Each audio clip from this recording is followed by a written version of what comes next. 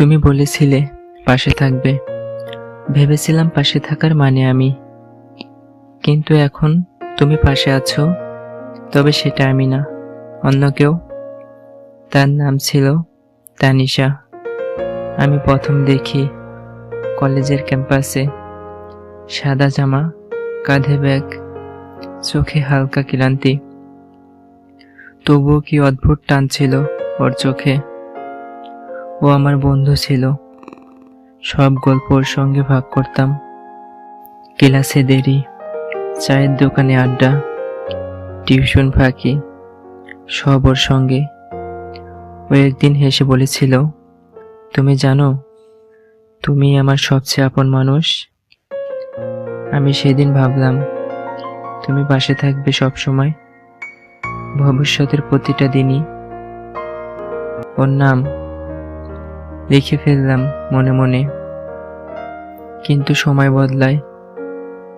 ওর message আসতো দেরিতে, ওর চোখে আর সেই আগের উজ্জ্বলতা ছিল না। আমি বুঝেও চুপ করেছিলাম। ভাবতাম হয়তো ক্লাসের চাপ, হয়তো পরিবারের চাপ। একদিন ওর প্রোফাইলে একটা ছবি দেখি, এক নতুন ছেলের সঙ্গে। ফাইনালি ফাউন্ড মাই ফিশ, ক্যাপশনে লেখা। আমি তাকিয়ে থাকলাম, শুধু ও বলেনি, কিন্তু আমি সব বুঝে গেছি। ও বলেছিল পাশে থাকবে, হয়তো ছিল, কিন্তু সেটা আমি না, কেউ আর একজন। আমি কিছুই বলিনি, কারণ ভালোবাসা মানে তো চাওয়া না। ভালোবাসা মানে হয়তো চুপচাপ হেরে যাওয়া।